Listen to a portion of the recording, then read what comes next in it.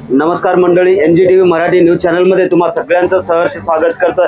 आपण आता पोहोचलो सोलापूर येथील तुळजापूर नाक्यावरती पोहोचण्याचं महत्त्वाचं कारण म्हणजे आज कोजागिरी पौर्णिमा निमित्त सोलापूर शहरामधून तसेच कर्नाटक, आंध्र, महाराष्ट्र अनेक जिल्ह्यामधील भाविक आता तुळजापूरकडे रवाना होताना दिसत आहेत। या हायवेवरती सोलापूर धुळे हा 52 क्रमांकाचा जो हायवे आहे त्या हायवेवरती जनतेचा अथांग सागर लोटलेला आहे। आपण पाहू शकता इथे लोकांची गर्दी किती आहे आणि या गर्दीत भक्तांना काही ठिकाणाहून अन्नदान देखील करण्यात येतो, केळी वाटप करण्यात येत आहे।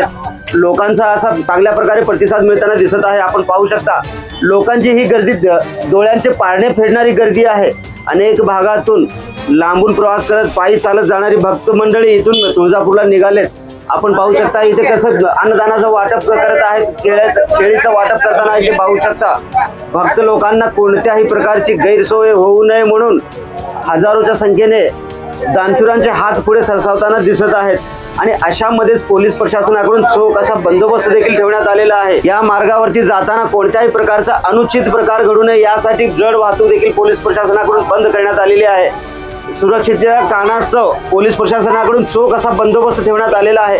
कोणत्याही प्रकारचे अनुचित प्रकार घडू नये आणि जड वाहनामुळे भाविकांना भक्तांना कसल्याही प्रकारचा त्रास होता कामा नये म्हणून पोलीस प्रशासनाकडून व्यवस्था करण्यात आलेली आहे। ब्युरो चीफ निजामशाह शेख सोबत बंदगी, NGTV मराठी, सोलापूर।